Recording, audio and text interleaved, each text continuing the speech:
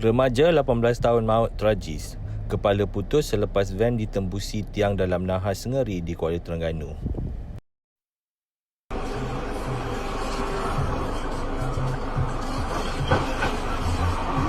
Accident. Ya Allah. Suasana petang bertukar terjadi apabila seorang remaja lelaki maut dalam keadaan tragis selepas van dinaikinya ditembusi tiang Jabatan Kerja Raya JKR dalam kemalangan di Jalan Losong Ferry, Kuala Terengganu.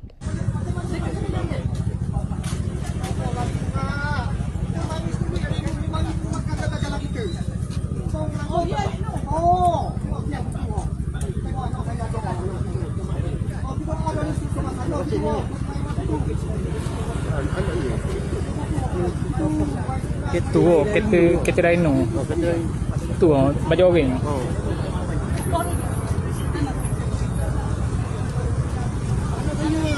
Dalam kejadian kira-kira jam 3.40 petang itu, mangsa Wah Han Keong 18 yang berada di bahagian hadapan penumpang bahagian van disahkan meninggal dunia di lokasi kejadian akibat kecederaan parah dialami. Ketua Polis Daerah Kuala Terengganu, Asisten Komisioner Azli Muhammad Noor berkata, kemalangan membabitkan sebuah Volkswagen Golf GTI dan van Nissan Venet. Menurut beliau, siasatan awal mendapati kereta dipandu lelaki berusia 43 tahun itu dalam perjalanan dari arah bandar Kuala Terengganu menuju ke Museum Losong sebelum dipercayai hilang kawalan. Kenderaan tersebut kemudian terbabas lalu melanggar tiang JKR di pembagi jalan sebelum memasuki laluan bertentangan dan merempuh van dinaiki mangsa yang ketika itu dalam perjalanan dari arah Taman Manir menuju ke bandar Kuala Terengganu, katanya. Akibat pelanggaran itu, tiang JKR terbabit, tumbang dan menembusi van sehingga terkena mangsa yang berada di tempat duduk penumpang hadapan. Pemandu kereta bersama 3 penumpang lain termasuk seorang bayi berusia setahun tidak mengalami kecederaan, manakala seorang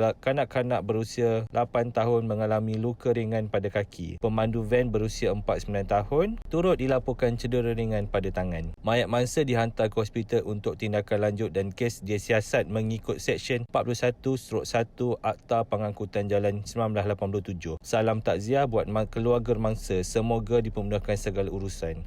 Pada pendapat anda, apakah langkah yang perlu kita diperketatkan bagi mengelak tragedi seperti ini berulang? Sikap pemandu, faktor jalan raya atau aspek keselamatan lain? Ayah dia kabur ke kak, anak saya putus kepala.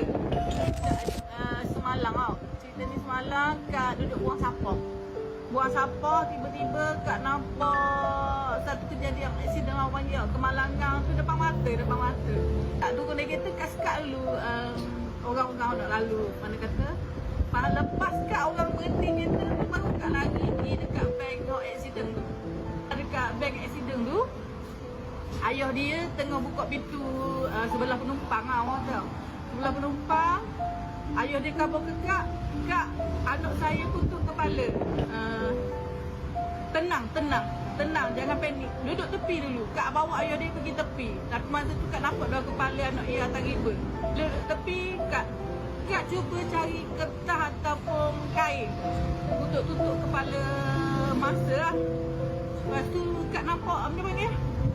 Kain di kepala, di leher ayah dia. Kak ambil kuala kecil tu untuk alihkan sikit kepala mayat tu daripada jatuh ke jalan. Lepas tu kak tutup lah. Benda orang panggil tekuk dia yang tengah berdarah tu kan. Jadi masa kak tutup tu, kak bayangkan mayat tu, mana orang kata jenazah tu adalah anak kita. Sebab kak ada anak lelaki besar gitu, dan warna kulit pun seakang. Jadi kak rasa macam anak aku lah. Mana kata kita tak akan biarkan dia gitu. Lepas tu kak kabur kat ayah dia, aku alis sikit kepala anakmu supaya tak jatuh ke jalan gitu.